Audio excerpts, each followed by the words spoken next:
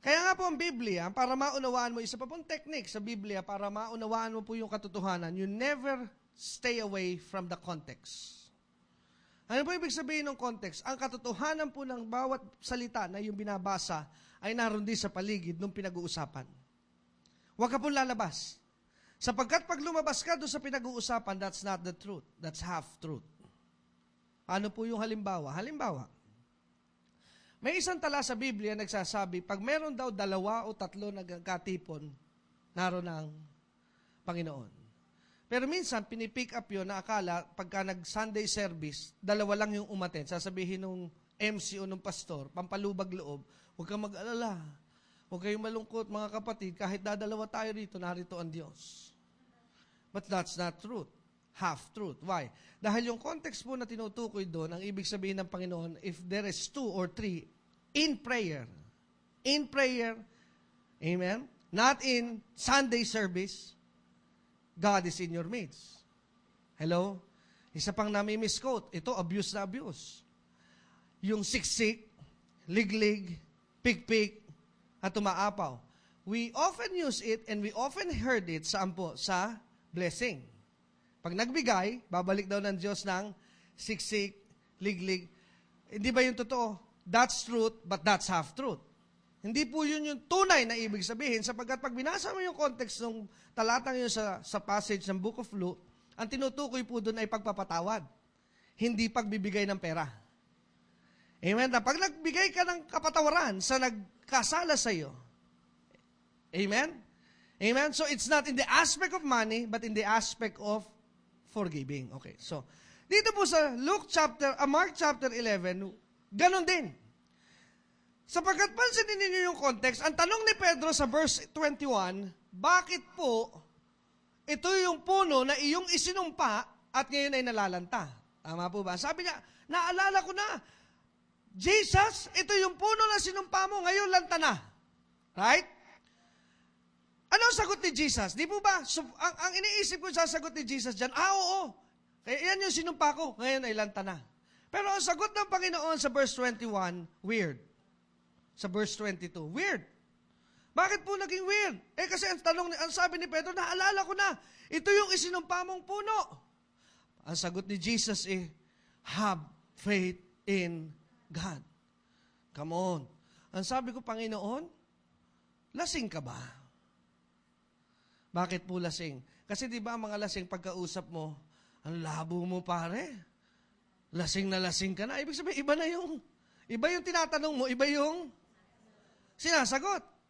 Hello? Pero absolutely, ginamit ko lamang po yun para maintindihan nyo, hindi naman lasing ang Panginoong Jesus. Pero pansinin ninyo yung sagot niya, have faith in God. At lalong lumabo po yan. Nung sinagot niyang have faith in God, ang kasunod na sinabi niya sa verse 23, I say unto you, whosoever say unto this mountain, pinag-uusapan ng igos na punta sa bundok.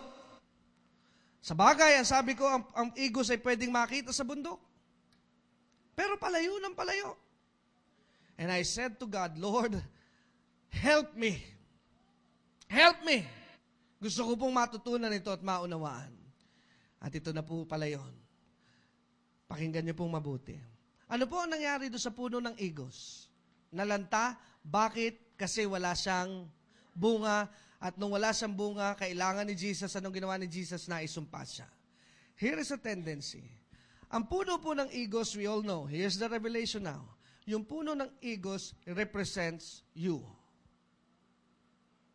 Hello? Ang igos po ay tayo. Ngayon, ano po yung puno ng igos na makita ni Jesus? Puno lamang ng dahon, pero walang bunga. In other words, the Holy Spirit spoke to me in a very clear way. Para yung mananampalataya na punong-puno na ng Word of God. Amen? Sobra na, parang pangit na gamitin yung word na sobra sapagkat wala sobra sa pakikinig. Pero ang dami nyo nang napakinggan. Ang iba sa inyo, ang dami ng simbahan na pinanggalingan. Hello? Ang dami ng pastor na sinamahan. Pero hanggang ngayon, wala pa ring bunga. Tumingin ka sa iyong paligid sandali at sabihin mo, ikaw ba yung pinag-uusapan? Hello? So ano ngayon po yung fruitful? Amen. Ibig sabihin ng fruitful, something is happening in your life. Amen. Na sa panahon ng pangangailangan ni Jesus, meron siyang mapapala sa iyo. Hello? Amen. So paglapit ni Jesus sa puno ng igos, ano po yung puno? Walang bunga. Kaya anong ginawa niya? Isinumpa. At nung napasumpa yung puno ng igos, nung binalikan ni Pedro yon, nakita niya na unti-unti itong nalalanta. Bakit? Kasi ito'y naisumpa, at bakit naisumpa? Walang bunga. It is true in the natural world.